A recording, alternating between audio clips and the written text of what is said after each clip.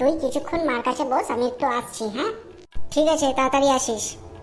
Aunty কেমন আছো তুমি? আমি ভালো আছি রে। আরে তোর দিদা কেমন আছে? দিদা তো আমার ভালোই আছে। না মানে আমার মেয়ে বললো তোর দিদার নাকি খুব শরীর খারাপ হয়েছে। না বেশি কিছু না, ওই একটু আধটু আর কি হয়েছে। একটু আধটু বলিস না, 1 মাস ধরে তোর দিদা আইসিইউতে আছে। আমার মেয়ে তো ছিল 1 সপ্তাহ, তুই আর ও নাকি 1 সপ্তাহ ধরে হসপিটালে ছিলিস। আমার মেয়ে তো তাই বললো। না মানে ওকে দেখে আমার দিদা তাড়াতাড়ি একটু ভালো হয়ে গেছে। ঠিক আছে, ভালো হলেই ভালো।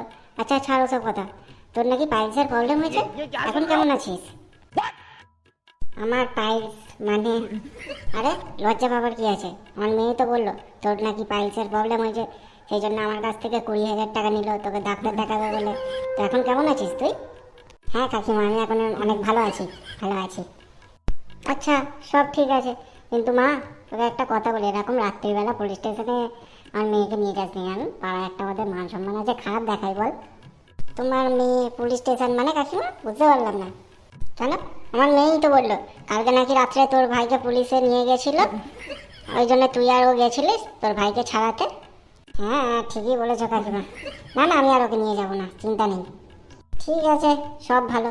কিন্তু হ্যাঁ তোর বরের কথা বল, তোর বর কেমন আছে? আমার বর মানে কাকিমা? থাক থাক, লুকোবার কিছু নেই। আমার মেয়েকে আমাকে সব বলে দিয়েছে, তুই তো আগের সপ্তাহে পালিয়ে বিয়ে করেছিস, আমি সব জানি। হ্যাঁ দেখছি ওর পেটে তো কোনো কথাই থাকে না। ও ও আবার কোথায় গেল রে? তুই বস, আমি একটু দেখে আসি ও কোথায় গেল। হ্যাঁ হ্যাঁ কাকিমা একবার দেখে আসো তো, ও কোথায় গেছে আমাকেও দেখতে হবে একটু। আজকে তো আমি ওকে ছাড়বই না। কিন্তু বন্ধুরা তোমরা ভিডিওটা লাইক করো, কমেন্ট করে বলো তোমাদের কেমন লাগছে, আর ভিডিওটা সকলের সাথে শেয়ার করো। আর তুমি যদি চ্যানেলে নতুন হয়ে থাকো চ্যানেলটিকে এক্ষুনি সাবস্ক্রাইব করো। আজকে তো আমি ওকে ছাড়বো না।